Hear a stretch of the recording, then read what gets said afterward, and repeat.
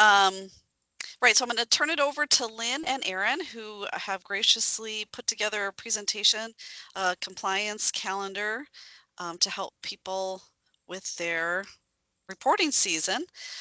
So I will give it over to them. Thank you. Thanks, Julie. Welcome, everyone.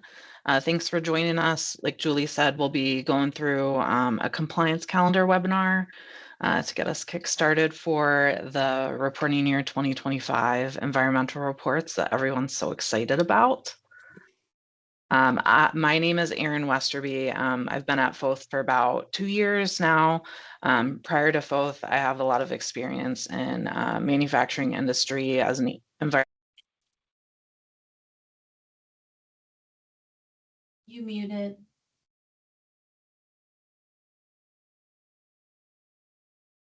Erin, you accidentally muted yourself. I think somebody muted me. Or that, I don't know. Thank you. Like I said, I'm Erin Westerby. I've been at Foth for about 2 years. Prior to that, I was in a manufacturing industry as an environmental health and safety manager, either on a corporate team or at the facility level. Hi, I'm Lynn. I am also at Foth alongside Erin and have been there for 11 years. I currently serve as a senior project manager, assisting my own clients, but I also assist our team holistically, our entire compliance team with our environmental compliance reporting initiative and work through those various seasons throughout the year. Quick agenda for this morning. We'll go through some of the most common annual environmental reports and some of the records that you might need and where you can get those records for your facility. Go through some tips and tricks for doing the reports. And then at the end, we'll close out with a brief update for some new things that you'll see specifically in Wisconsin this year. We'll have time for questions at the end as well. So if you have any, there'll be plenty of time to ask those at the end. All right, I'm going to kickstart this thing and we're going to talk about annual environmental reports. And by annual, we don't necessarily mean things that are only one time a year or have specific deadlines. We are talking about anything that could be due within that 12-month period within the calendar year. So it could be semi-annual reports, could be quarterly, monthly, etc. And we'll kind of do a very high overview of these reports. Kind of the more common ones that we find in manufacturing, especially in the state of Wisconsin. This is where this is focused. So if you have questions on any other reports that may be applicable to your site or are dealing with other states, feel free to reach out to Erin or myself. Our contact information was in the beginning, but we'll bookend it also at the end. All right, next slide. So we're going to kickstart this thing talking about stormwater reports. This isn't exactly in chronological order, but try to as best as we can a little bit. So kind of one of the first things you're going to do under a general stormwater permit, typically we're talking here about tier 1, tier 2 facilities, is completing an impaired water and TMDL check and verifying where your water is discharging to and the impairment status and TMDL status. So this is required to be completed by February 15th of each year and requires to be documented. The second item here on the right-hand side is a small little snapshot of the annual facility site compliance inspection report. So I'm going to call out quickly. So this is a snapshot of a state form. There is a revision date on these. So you'll see this throughout the presentation today, wherever we have some small snapshots. Do pay attention to the revision dates of the forms that you are using when they're supplied by the state, any agency, to make sure you're using the most recent version because those forms have been updated for a reason, and we want to make sure we're supplying all the information that has been requested by the agency. So back to this report, this is both an inspection and a report. You're going to take a walk around your facility, make sure things are in alignment with your stormwater pollution prevention plan. And this is certified it is not submitted. So neither of these, the impaired water review or this report, get submitted as a tier 2 general permit facility. However, as a tier 1 facility, you would be submitting these typically the first 2 years of your permit cycle. But do pay attention to what type of permit you have and your associated deadlines. I will say the overall due date for your annual facility site compliance inspection report is based on the original permit authorization date. So that first time you submitted an NOI or notice of intent to apply for coverage deems your permit, deems your report deadline. If you don't know that information or need to find the original information, please contact your DNR representative and they can help obtain that for you. Next slide. Up next, we're going to dive into air. The next couple slides are air reports. So the first one is the air compliance certification report. Again, there's a state form available for this. Most often this report is due March 1st, but it is not all the time. If you have an older permit, you might see something in your permit where it says this report is due 30 days after your reporting period or 45 days after the reporting or compliance period, I should say. And that means your due date is actually January 30th or February 14th. So do pay attention to that. Most are March 1st. The state has been moving more towards this deadline. But if you have an older permit and it hasn't been renewed yet, we do come across this where you have earlier deadlines in the year than March 1st. But nonetheless, this air compliance certification report says, are you in compliance with your permit requirements and conditions? Yes or no? Are you in continuous compliance or intermittent? And there's kind of a short checklist to go through and do a brief overview as to are you or are you not, or maybe it's not even applicable to you at all, certain sections of this form. The second part of this form is the deviation report as well. So if you have reported over the course of the year that you had a permit deviation of any kind, you would also report it here. Or if it's something you haven't reported that you maybe should have, you're going to document it here. So this report actually gets signed twice, if I remember correctly. But essentially, you want to pay attention. This is one form, but there's two parts that you have to pay attention to filling out for it. This is something that you can mail in hard copy, but there is an option to also upload this and digitally sign this also through the DNR switchboard. Next slide. The second report here related to air, it is very similar and you're going to do it alongside the previous report discussed, the air monitoring summary report. Now, again, this deadline is dependent on your permit. You might have an annual deadline or a semi-annual deadline. So this is very important for you to understand if you have to report a 6-month period or a full 12-month period. But essentially, this air monitoring summary report is reviewing your permit, not just from a high level, are you in compliance with the requirements or not, but what are your numbers? What are the results of your monitoring throughout the year? You know, what was your monthly emissions in January or February compared to your permit limits? And do you have the required records on hand at your facility? We'll talk a little bit more detail on this in later slides as to this is kind of a heavy focus for the state. And so we'll provide a little bit more clarification as to what you should be reviewing and submitting for this report. Next slide. And finally, here we have the air emissions inventory report. This one I kind of tell people is the numbers report. These are your quantified emissions. In here, this is a report that gets prepared and submitted all through the switchboard online program. So things to remember for this report is due by March 1st every year. You can ask for an extension. It's an easy thing to do through the program, and it'll extend it out to March 15th, but nothing beyond that. There's two parts to this. You're going to submit your data, the numbers first by March 1st or 15th, but then you have the certification part of this, which you have until June 30th. Now, if you've been around for a few more, beyond the past couple of years, you'll know that the system has had an update in the last few years. So typically we would submit our numbers by March 1st.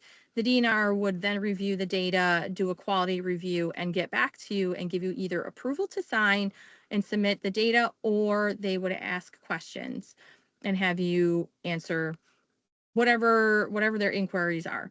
But now the system has this built in, you'll see a QA tab, that's the second one, kind of center of the screen, that you want to make sure you review those QA flags, either resolve them or provide answers as to why it might exist and needs to maintain there. And then you can actually certify a little sooner than trying to remember to do this before June 30th. The other thing about this report is there is an under threshold notification as well. So this report doesn't matter what type of permit you have, or even if you have a permit at all. You need to review your air emissions to see if you exceed NR 438, the state regulation, pollutant thresholds. And if you do, you need to prepare a report. If you're below thresholds, then you do an under threshold notification. You can print the form out from here, sign it, and upload it into this program. Next slide. Up next, hazardous waste, March 1st. Again, that golden date that we all kind of experience at the beginning of the year. Hazardous waste report is due in Wisconsin for small quantity generators, large quantity generators, and even if you've had an episodic event.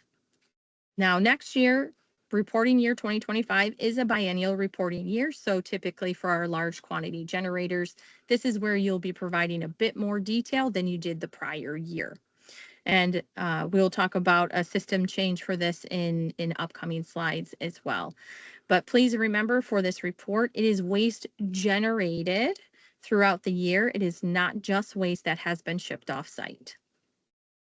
Next slide. Going into some EPCRA reporting, we have two reports here kind of noted. On the left side is a small snapshot of the Wisconsin Emergency Management System, where you prepare, submit, and certify your Tier 2 chemical inventory report. The report and its fee are both due by March 1st. If you pay the fee late, you will be penalized and have a little bit more of an upcharge on that. But you can pay during your submittal process. There is a credit card option. And then you have your toxic release inventory report on the left-hand or on the right-hand side that is prepared and submitted, certified through the EPA's Central Data Exchange, the CDX platform or program. You can either complete Form A's or Form R's based on your calculations and your material throughputs, but this deadline is actually July 1st, mainly because I know it seems so late in the year, but so much of the reports we just covered, that information feeds into this report, which is helpful and gets you a kickstart on it. So don't think the EPA is just crazy and having a report due 6 months into a new year for the prior calendar year. There is some method to the madness. Next slide. Going back into air a little bit, we're just going to cover a few NESHAP reports that may be applicable to your facility. These are ones we kind of see most often, but just know there are far more NESHAPs than these three and required reporting associated with them. So on the left-hand side, we have Subpart 6X, which is in regards to metal finishing operations. An annual certification and compliance report is due by January 31st each year. And that's just an example form. That's not a formal form, but it looks very similar. In the upper left-hand or right-hand corner there is just kind of indicating Subpart 4M, which is miscellaneous metal parts coding. This is a semi-annual report, which is due January and July 31st of each year. And in the lower right-hand corner is just a nice little emergency generator, just a small one, Subpart 4Z, for your reciprocating internal combustion engines. Now, depending on the type of engine you have and when it was installed, very key there, you may have an annual or a semi-annual report. So either your report is due January 31st or it's semi-annual and due January and July 31st. But again, remember that this report is dependent on the type of engine you have, its classification, its size, and when it was installed. So pay attention to those items to help identify that. That one kind of gets people's hearts beating a little faster.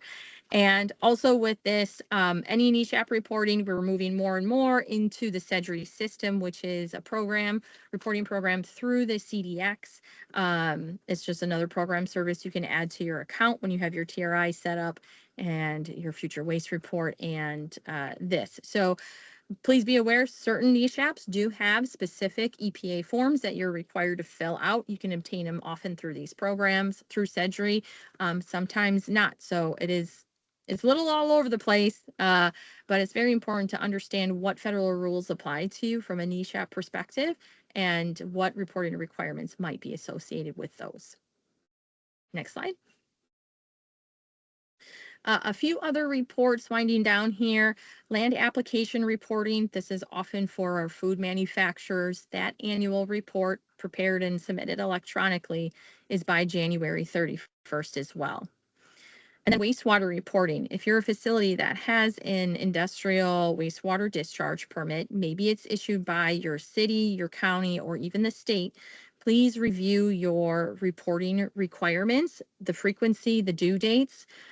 It could be monthly, quarterly, semi-annual, or annual. It can be all over the place. It depends on what's going on for your facility and kind of the size of the facility, the size of the POTW that you have.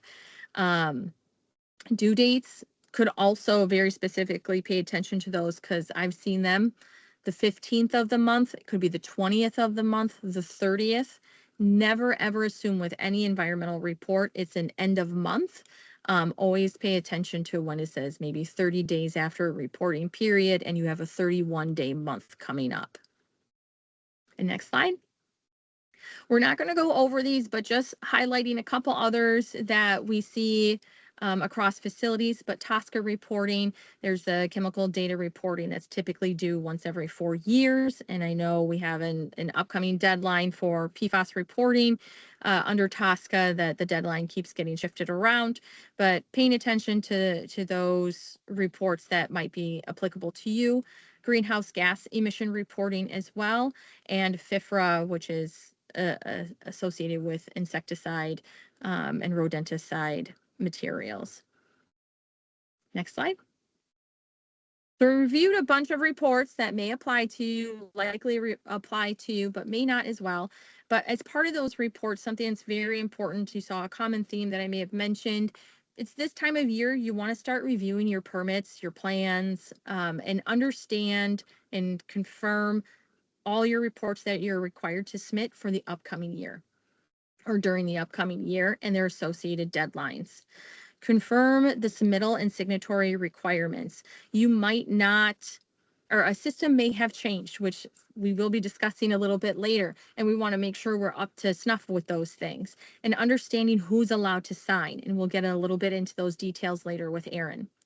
You want to make sure you have access to your online reporting tools wherever they exist. They're becoming more and more popular over hard copy paper forms. So understanding if you prepare it online, or maybe it's a PDF that you print, fill out, and then upload, and making sure you have access as a preparer and as a certifier. And you is a general term, it's plural term. Often there are multiple accounts, one for a preparer, one for a report certifier. The only time there is a single account that I've experienced is the Tier 2 chemical inventory. The state only allows one account, and so multiple people will have to access that account to prepare and submit that report. You also want to confirm your data sources. Never assume the easy button that everything is the same.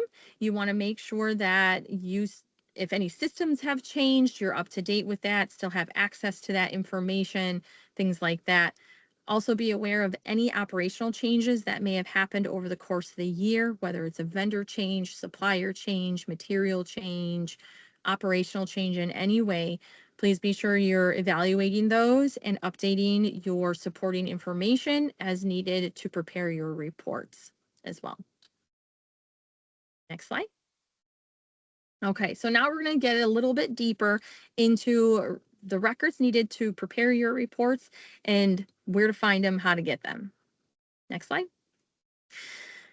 Starting out with what records are needed, focused on the what. So here, safety data sheets are a big thing. So I talked about operational changes, but also there are material changes. So reviewing your safety data sheets, if you have something that's dated 2012, it might be time to contact a manufacturer and see if there's something a little more recent or up to date. If any new material changes have come into the facility, then you want to get those safety data sheets, environmental data sheets, or technical data sheets so that you can update your information as needed to prepare your reports. Metal specifications or ASTM standards are other items that apply just like safety data sheets, updated information with material changes.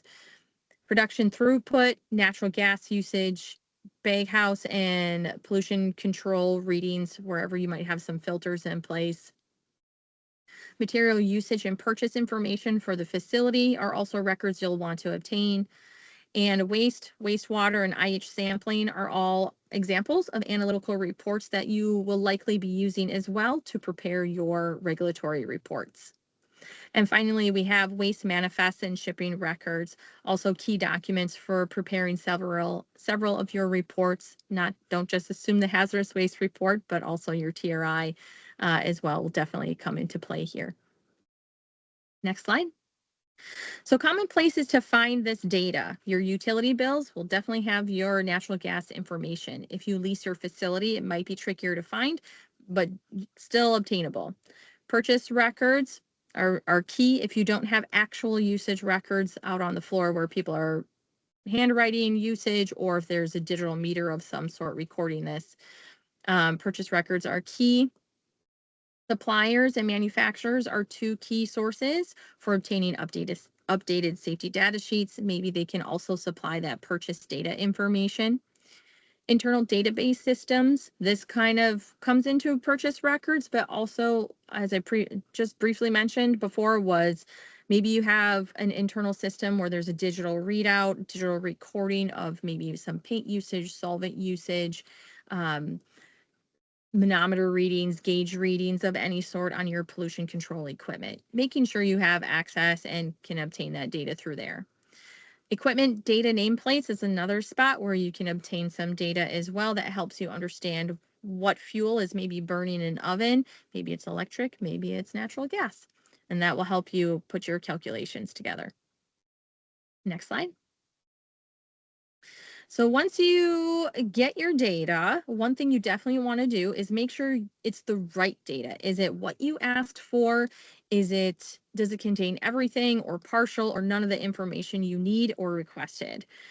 And then does the data make sense? We always encourage you to do a review with the prior year for sure, if not 2 years back, and do a side-by-side comparison of, maybe it was 2 million pounds in 2023, and maybe it was 2.5 million pounds of throughput in 2024, but then you get 2025 and it says 500,000 pounds. Those are often very easy. That quick check is a simple, easy way to identify a problem up front before you get too far into your calculations and too far into your report preparation. You want it to be as accurate as possible, and this is why you want to really understand what kind of operational changes may have occurred over the course of the year. And then, is the data in a format that's easy for you to use? Is it in PDF and Excel would be helpful, or is it in Excel, or is it in a CSV format versus Excel where you don't quite get the full functionality of Microsoft Excel? So making sure you have what you need to be able to prepare your report efficiently. And then we do encourage periodically reviewing the data over the course of the year if you already don't have to do this from a regulatory perspective, say monthly record keeping or something like that. But do a gut check and spot check to see if things are correct along the way. It's better to catch it in that moment than trying to ask someone in January what happened last February. So we always encourage this. We know everyone has a lot of things on their plate, but we always like to mention the reason why you might want to just kind of do a spot check on these things. And next slide. All right, I'm going to hand it over to Erin. Thank you, Lynn. That was a lot of great information on lots of the different types of reports, the data that you'll want to be taking a look at. And next, you're all on this call, right? Because you want to have a successful reporting season. So we're going to go through some tips and tricks, right? Because none of us are going to be that person who's using the Tier 2 system on February 28th at 8 p.m. when it's overloaded, right? We want to be ready and prepared ahead of time.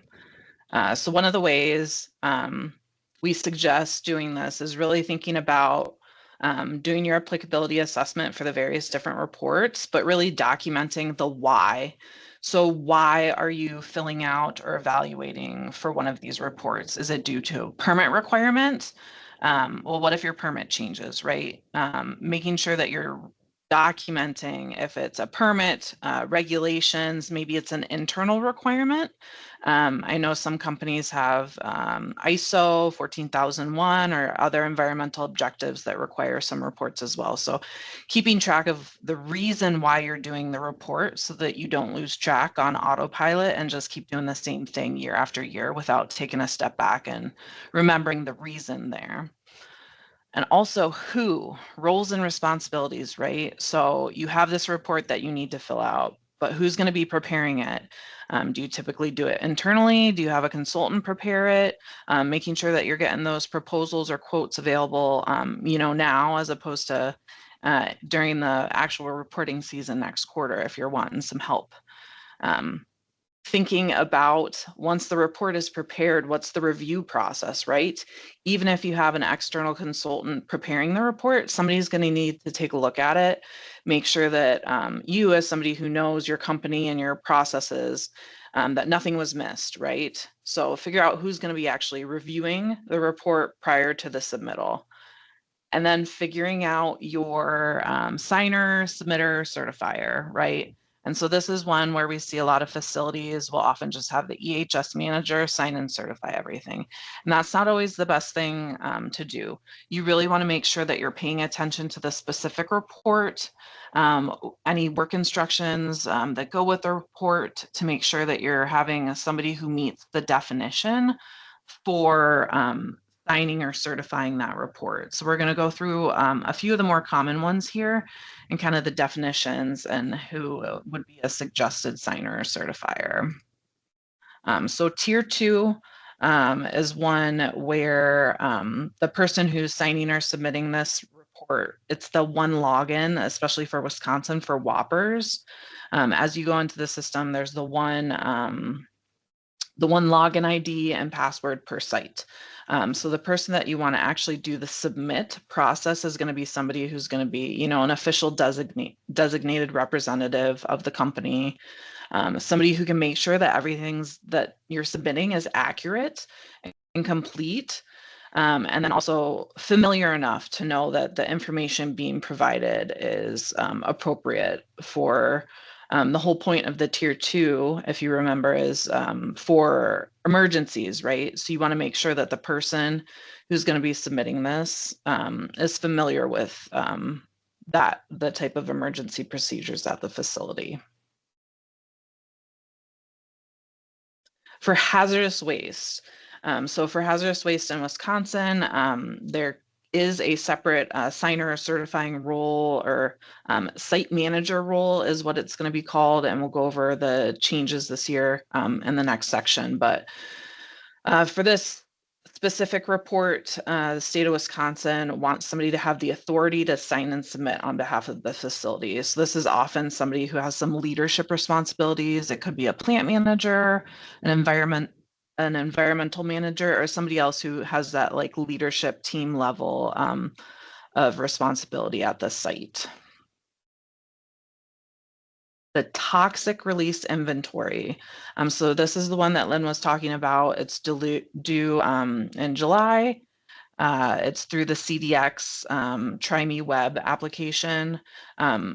Again, here, this specific report has a separate signer or certifying role that you can set up in the system. And so for this report, you want to make sure that that's a person of authority for the facility, right? And this is typically going to be a plant manager, or president, or a chief of operation, somebody that's like top level management at the facility, the person who's in charge of the operations.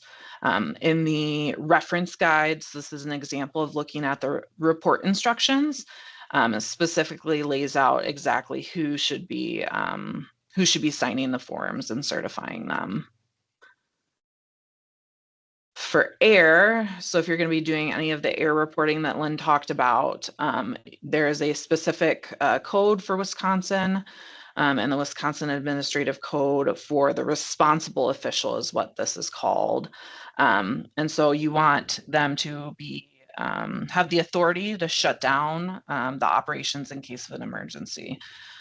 So they've got some examples here, right? But president, secretary, treasurer, vice president, somebody pretty high up, or somebody who performs those type of decision-making functions. So that's kind of the rule of thumb here is this person needs to be authorized to shut down operations if you're out of compliance and need to do that. It can also be an authorized representative as long as they meet some specific requirements. So just as a general reminder, make sure that when you're doing all of your reporting, especially for if you're doing like wastewater reporting as well, that you're reviewing who should actually be signing the reports. Because as an environmental health and safety manager, right, it's not always your responsibility to be signing the report. Sometimes it's your the plant manager or somebody higher up than you. It's still your responsibility to make sure that the reports are done accurately and filled out properly, but don't take on that authorization role if it's not appropriate for you. All right, so we kind of went over the why and the who, but really you want to know how, right? So it's been about a year maybe since you've done a lot of these reports last year. So as you're pulling up your spreadsheets and your, calculations and your work instructions, maybe you have work instructions, how well are you documenting things? How are numbers calculated? How did you do it last year? Are you able to do it the same way this year? Are you going to need to make some changes either due to supplier changes or changes at your facility? How are you getting your data? The worst thing is when you're like, oh, I emailed this one person last year, but my company only has a 1-year email retention policy, so I don't remember who it was, and you have to do the work again. So making sure that you're recording and writing down, where your sources of the data are, because it's going to set you up for success in the following years. If nothing changes, then you can follow the same process. Important thing to keep in mind as well is even if you're doing the report, especially for like maybe the TRI report, knowing what your reporting thresholds are. So you may not be reporting the exact same thing that you reported last year because it's going to be based on your throughput at the facility.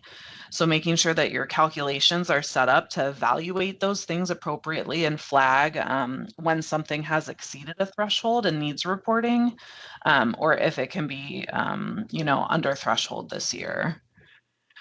Keeping in mind as well, what additional supporting documentation do you need to have submitted? So, for example, if you have some wastewater reporting that needs to be submitted, do they require the full lab analytical report with chain of custody? Are you, attaching that? Is it submitted via email? Making sure that you know how that information should get submitted. For your tier 2, when you log into Whoppers, you want to make sure that the site map you have for your facility is up to date. So you're able to upload a new one if anything has changed. But also for any of the chemicals that you're reporting, we highly recommend uploading those safety data sheets that have all the applicable information to meet the tier 2 reporting requirements.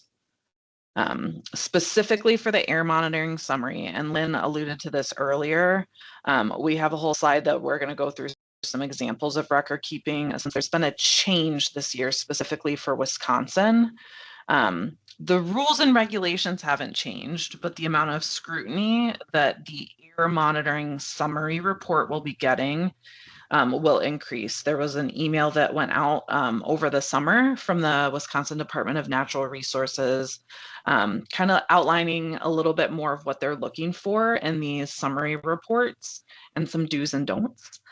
So we pulled this together in a slide for you for reference. So what they're not wanting to see are these general statements of like continuous compliance, no deviations, information is available on request. They don't want to see that. What they want to see is show your work, right? How are you actually in continuous compliance? What is the information that's on file that you need to be providing for this specific requirement? So on the left is all the things that really aren't going to fly this year, and they're going to be doing some spot checks on the reports and probably request some updates if you've used any of the language on the left. So this is one, especially this year, that you're going to want to not just do a copy and paste of last year's report, right? You need to go through this one and make sure that you actually have sufficient information for what the DNR is actually looking for this year. So on the right are some examples of good ways to show that you're in compliance. So if you have a VOC emission limit, right, each month what the VOC emissions were for your facility. January was 4.68, February is 6.09. Really detail that out in the summary report. Some other ones, for calibration, put the actual date of calibration. The email that came out from the DNR also kind of highlighted the fact that as you provide this information in your summary reports, it should make the on-site inspections go a little bit quicker because the information is already in the summary report for them. So it will have some benefit to you as well. But this is one that if you do submit these, you want to make sure that you're taking a very close look at it this year. All right. And really, everything that we've talked to up until now, if you do all of these steps, what you're creating is a compliance calendar. So compliance calendar is, something that kind of tells you what you need to do, why you need to do it, who does it, and when, right? So it can look lots of different ways. I know a lot of people put a compliance calendar together in like Excel, right? Because they're just used to using Excel. But if you don't like Excel, it doesn't need to be Excel, right? It could be in a Word document or OneNote, or maybe you have an internal EHS information system that your company uses that you like. You can put it in there as well if there's a way for you to incorporate it. The format really doesn't matter as long as it works for you and it works for your facility. The important thing is what you're putting on your compliance calendar, right? So making sure that you're writing down the report names, the due dates, if there's an associated permit and a permit expiration date with the reports. Always recommend including login information, not your password, but maybe your username and the website. Links to files and previous reports, right? Make this your one-stop shop for all your information, especially maybe you get a great new opportunity. If you have a compliance calendar already written for the facility, you're setting whoever comes and backfills your role up for success for the next year. They're not going to need to go look in all the different files and SharePoints and drives for the information if it's all in one spot and well documented. And we always recommend having some instructions as well. So notes or steps that you take for completing the various different reports. This is something that I'm not always great at, but recommend is at the end of the reporting season or when you've submitted the report, make sure you take some good notes. Was there a certain supplier that just took a while to get back to you? Write that down so you know for next year to reach out to them a little bit sooner. Kind of make sure that you're writing those down because in a year you can forget so much. And if you've already done the work, you don't want to have to redo that work the next year. We're all busy, so it'll save you some time. All right. Up next, what's new for this reporting year? a few things. I think the one first up is going to be the change for hazardous waste reporting. And Lynn alluded to this a little bit, but previously we used the what we call switchboard, right? And so the state decided to transition over to actually using what we call RCRA info. And hopefully everybody is familiar with RCRA info, since you do need access to this in order to get your electronic final manifest copies now. This year, I believe earlier this year, it was required to get that site manager access role for your facility in order to download those copies, since they're no longer required to mail them back to you. But the reporting this year will also be in RCRA info. We don't really have that many details. The WDNR has some basic stuff on their website, but the main thing to keep in mind is that all the calculations that you did last year or the year before, you're going to do the same this year. So your offline calculations for, how much you're generating and where it's going, all that information is going to stay the same. It's really just where you're putting the information into the system that's going to look a little bit different, since it's going to be in RCRA info instead of the switchboard. This is kind of what the switchboard looks like on the screen. Hopefully it's familiar to some of you. Once the reports are live, I think we'll be able to play around with it a little bit more, but some other states use the RCRA info for the hazardous waste reporting, and it's pretty simple. It's no more difficult than the Wisconsin switchboard was. It'll just take a little bit getting used to if you're not familiar with the database. One thing to note is that the system is not going to automatically pull any information through. So even though all your manifests and information is in RCRA info, you can run certain summary reports. You're still going to have to calculate them yourself, the quantities of your waste generated. And this is because your generator status is not based on waste shipped, right? It's based on waste generated. And as a facility, you're going to want to make sure that all the information that you're using for your calculations is accurate. So if the system automatically pulled it through, you still need to go through and do a data quality check, as there are sometimes mistakes in the RCRA info system. One other note, similar to this, exception reports are now needing to be done through RCRA info as well, starting December 1st. So if you're a site that has to do exception reports, that's a good thing to keep in mind. So they're moving all the waste into one system. So I do think it'll be nice from that standpoint of just having one place you need to go with all your information for reporting and for your for the other things you need to do for your waste program. And then the big change to switchboard. So to log into switchboard, you used to access WAMS, which is the Wisconsin Access Management System, WAMS, WAMS.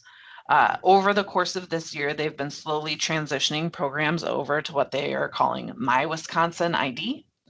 And as of right now, I think everything has switched, right? When you go to the switchboard login, it just directs you to My Wisconsin ID. There's not even a place to log into WAMS anymore. They do have some steps to go through if you haven't already done your transition to My Wisconsin ID. As you sign in and transfer your stuff, I don't know of anybody who's really run into a lot of issues so far with this. So if you haven't had a chance to do it, I would recommend doing it now, right, though, instead of waiting until early next year. Make sure everything transfers. But the good news is once you're in, everything looks about the same, right? So it's a different way to log into the system. But once you're actually into the switchboard itself should be very similar. I kind of have a screenshot on the right here of what the switchboard looks like. It's the same as what it looked like when you logged in via WAMS. But if you haven't already gotten the My Wisconsin ID, definitely get on that this week, or at least this year. And finally, every year it seems like they're adding additional toxic release inventory chemicals that you'll need to pay attention to. The last update was as of January of 2025. We've got some screenshots here for how to actually get To the list, since the TRI chemical list spreadsheet only has reporting year 2024 on there. But if you go to the link, and then in the second picture, you'll see there's that all TRI chemical list changes. And if you click on that, the PDF will show you the 9 new chemicals that were added earlier this year. And with that, we'll open it up if there's any questions for anybody, but we really appreciate everybody joining today and hope you all have a great reporting year 2025 environmental reporting season.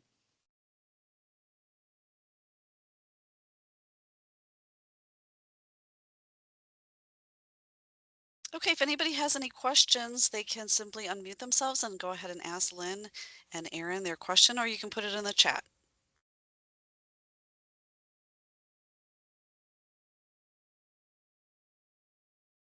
And then I flipped to our contact information. If anybody wants to reach out offline, feel free.